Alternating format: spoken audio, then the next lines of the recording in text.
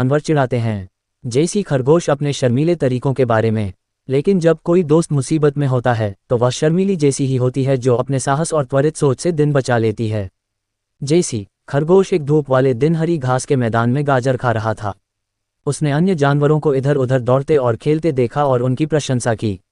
वह हमेशा शर्मीला था और वे हमेशा उसके बिना खेलते थे। उन्होंने उसका मजाक उड़ाया क्योंकि वह इतनी आसानी से चौंक जाता था। यदि जंगल में कहीं कोई पेड़ गिर जाता तो वह दौड़कर अपने खरगोश के बिल में चला जाता और बाकी दिन छिपकर रहता। तुम बहुत डरी हुई बिल्ली हो, जेसी, शावक टेडी ने एक बार कहा था जब वह उसके पास से गुजरी थी।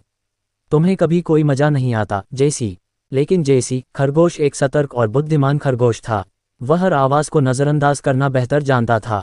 मैं मूर्ख और डरा हुआ लग सकता हूँ, लेकिन मैं खतरे के लिए हमेशा तैयार रहूँगा, जेसी ने सोचा। जब भी वह कोई दरार सुनता या अपने छेद पर कोई छाया मंडराता देखता तो वह छिप जाता और सिकुड़ जाता। एक दिन अन्य दिनों की तरह एक दूर की आवाज़ सुनाई दी। एक पेड़ गिर गया और एक तेज रोशनी जल गई। जेसी तेजी से अपने बिल में घुस गई, जबकि अन्य जानवर इधर उधर छटपटाते रहे।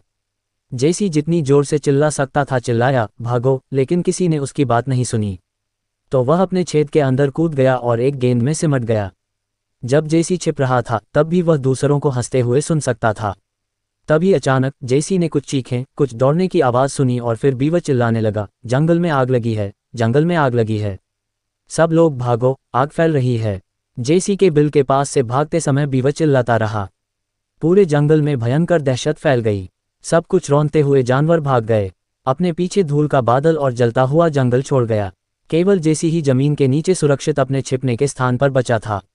जेसी ने चतुराई से अपने छेद में भोजन और पानी की आपूर्ति छुपा ली थी। वह जानता था कि एक दिन खतरा आएगा और वह तैयार रहना चाहता था। उसे यह जानकर राहत मिली कि आग बुझने तक उसके पास पर्याप्त सामान था।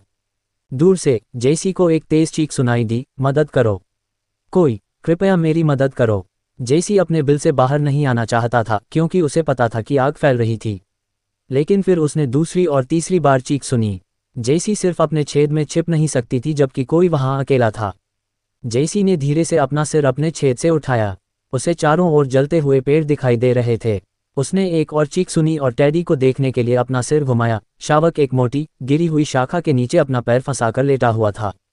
उसके चारों ओर की जमीन जल रही थी और आग नज़दीक आती जा रही थी। जेसी बहुत डरा हुआ था लेकिन वह टेडी को वहां नहीं छोड़ सकता था। हड़बड़ाहट और फुसफुसाहट के साथ वह अविश्वसनीय गति से टेडी की ओर दौड़ा। जेसी, कृपया आपको इस चीज से छुटकारा पाने का एक तरीका ढूंढना होगा, टेडी ने कहा। जेसी मदद का रास्ता तलाशते हुए इधर उधर भागने लगी। जेसी ने देखा कि शाखा का दूसरा भाग जलने लगा था और पतला होता जा रहा था। जेसी को एक विचार आया और वह तेजी से उसके छेद में घुस गया। उसने अखरोट के कुछ खोल उठाए जिनमें उसने पानी जमा किया था और वापस टेडी की ओर भागा। वह शाखा की ओर लपका और उड़ेल दिया। शाखा पर पानी। शाखा अब पतली और लड़खड़ा रही थी लेकिन टेडी अभी भी अपना पैर मुक्त नहीं कर सका। इसलिए जेसी ने अपनी सारी ताकत इकट्ठी की और एक ही झटके में अपने शरीर को इससे कुचल दिया। एक दरार सुनाई दी और शाखा आधी टूट गई जिससे टेडी मुक्त हो गया। वह धीरे से उठा और जेसी के पास पहुंचा। टेडी जेसी की वीरता पर आश्चर्यचकित था और उससे भी अधिक आश्चर्यचकित था कि वह उसे कैसे मुक्त कराने में कामयाब रहा। उसने जेसी को लेटे हुए देखा। जेसी बहुत थकी हुई लग रही थी, इसलिए उसने उसे अपने मुंह में उठाया और आग से दूर पास की ठंडी पहाड़ियों में भाग गया। कुछ दिनों बाद सभी जानवर जंगल में एक नई जगह पर बस गए जहां आग नहीं पहुंची थी।